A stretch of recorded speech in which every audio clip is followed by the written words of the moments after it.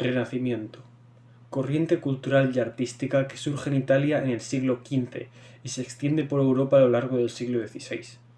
Basada en la novedosa mentalidad racionalista y antropocéntrica, el humanismo, contraria a la mentalidad teocéntrica medieval inspirada en la antigüedad clásica, en la cual mediante un proceso de secularización la religión dejó de ser el centro de la vida cultural y espiritual.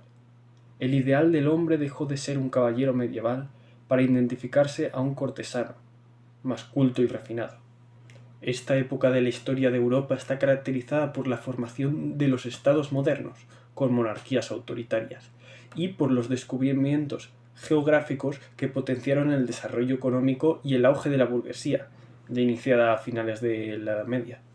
Una clase con un gran interés por la cultura, que se convirtieron en mecenas para un gran número de artistas. El Renacimiento promovió la recuperación del arte de la antigüedad grecorromana. Los pintores y escultores se abrieron a nuevos temas profanos surgidos de la mitología clásica. Los artistas quisieron plasmar en sus obras la belleza ideal, convirtiendo el arte en una disciplina científica que mediante cálculos matemáticos buscaban la armonía, la proporción y el orden, lo que se exige a una obra de arte para ser bella.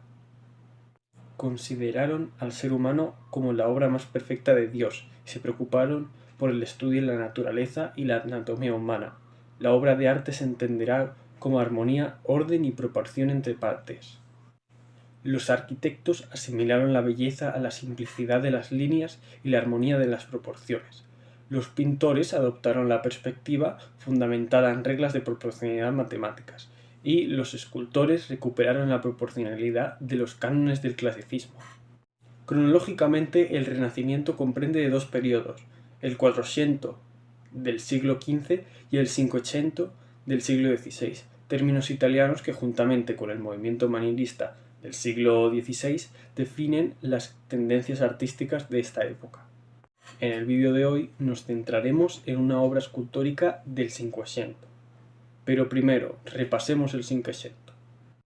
El Cinquecento se caracteriza por un naturalismo más idealizado, una simplicidad y monumentalidad, una mayor preocupación por el modelo clásico, la búsqueda de la belleza ideal y la pérdida de la importancia del relieve.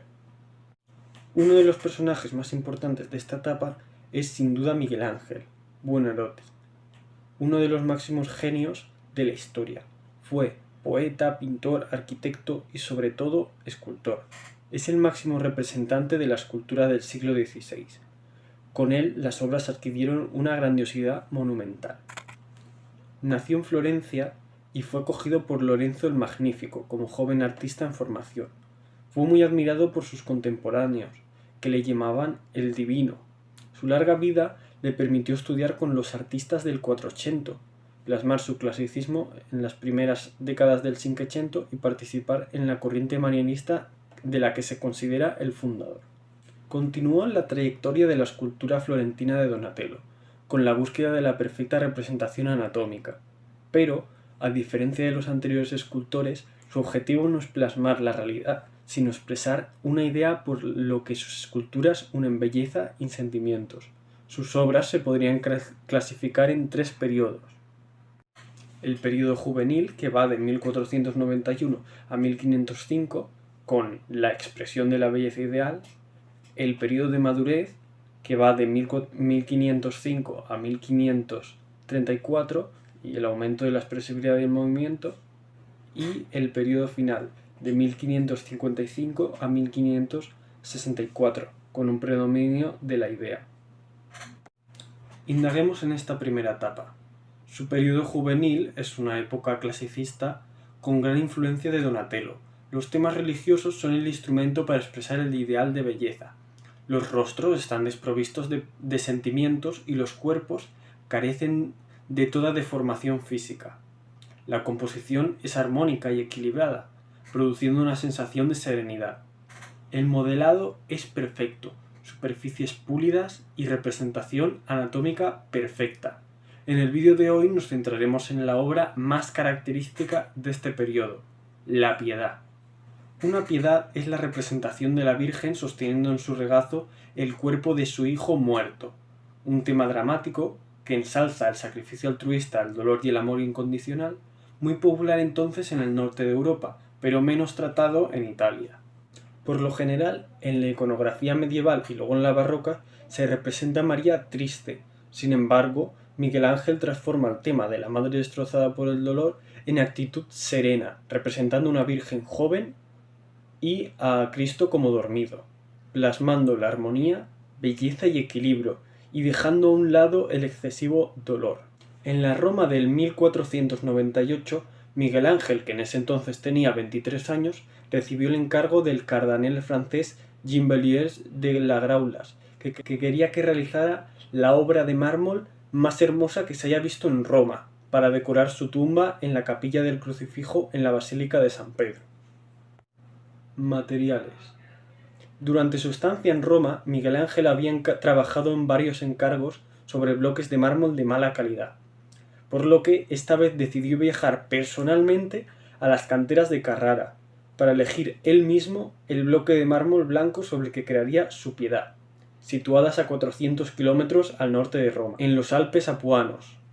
Las canteras de Carrara eran las más apreciadas de Italia desde los tiempos romanos, que extrajeron de ellas el material para levantar los monumentos más representativos del imperio, como el Panteón de Agripa o la columna de Trajano. La composición de la Piedad está basada en un triángulo equilátero sobre una base elíptica.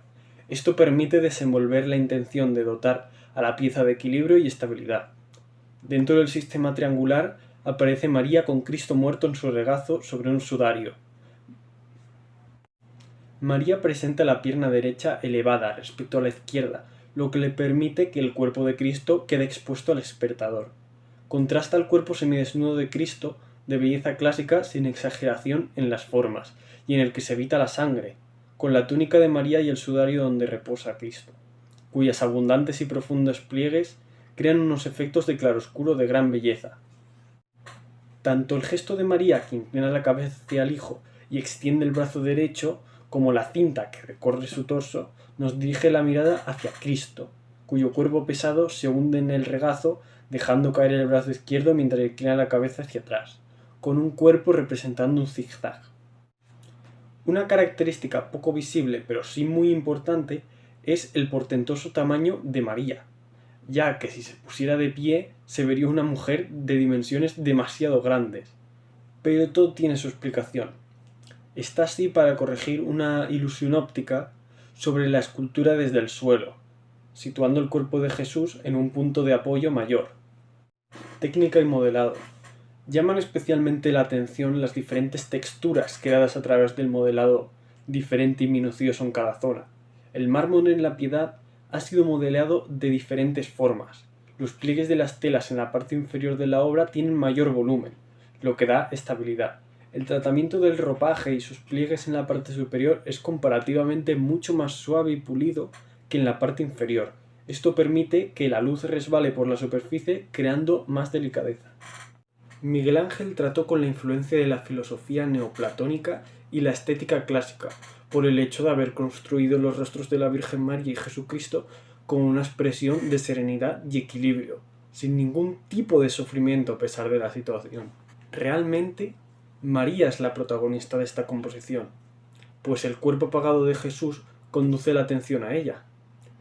El rostro tan joven de la Virgen María fue justificado por Miguel Ángel como una forma de simbolizar su eterna virginidad, que, a pesar de la diferencia de edad entre ambos, Miguel Ángel representa a María mucho más joven que Jesús.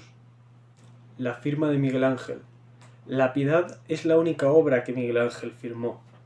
Un día se enteró del rumor de que un tal Gobbio de Milán había esculpido la obra de la Piedad del Vaticano.